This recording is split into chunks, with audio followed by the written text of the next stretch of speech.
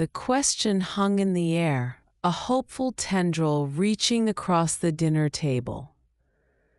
Joe asked if I could go trick-or-treating with him and his sister tonight. I'd blurted it out, the words tumbling over each other in my eagerness, while Mom and Dad were mid-chew. The clatter of silverware against ceramic seemed deafening in the sudden silence. My mom's eyes flickered to mine, a soft, almost apologetic look blooming in their depths. Then the familiar shift, the subtle tightening of her lips, the barely perceptible widening of her eyes as she turned her gaze to my father. I knew that look, intimately. It was her silent plea, a desperate attempt to defuse the bomb before it detonated. Be nice. Control yourself.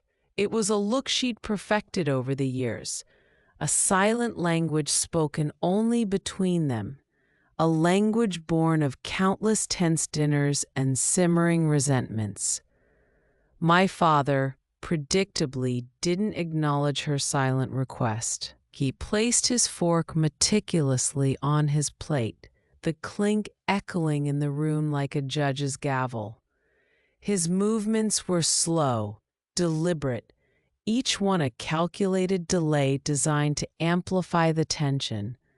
Finally, he spoke, his voice a low, controlled rumble.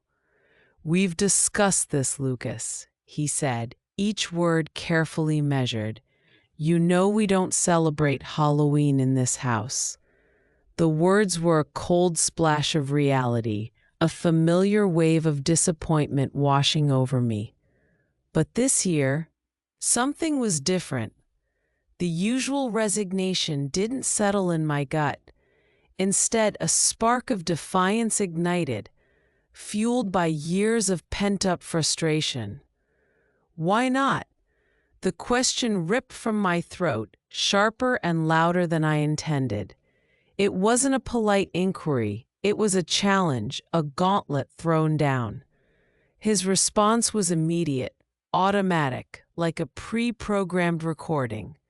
Because it's not safe. The same tired, hollow excuse. Every single year.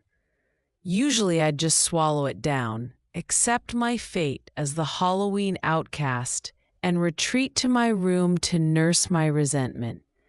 I'd spend the evening listening to the distant echoes of laughter and the faint rustle of candy wrappers, a ghost haunting the edges of a celebration I was forbidden to join.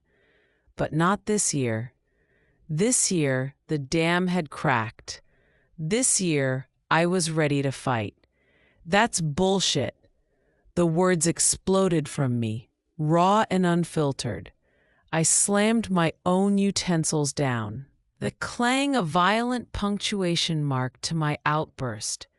The metal vibrated against the porcelain, a physical manifestation of the anger coursing through me. All my friends go trick-or-treating every year, and nothing bad has ever happened to them.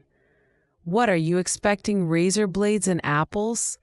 Kidnappers lurking behind every bush? It's a goddamn neighborhood tradition, not a descent into hell. My voice was rising, fueled by adrenaline and years of suppressed frustration. I could feel my face flush, my hands clenching into fists beneath the table. I was teetering on the edge, knowing I was crossing a line, but unable to stop myself. The taste of rebellion was intoxicating, even if it was laced with the bitter tang of fear. This wasn't just about Halloween anymore.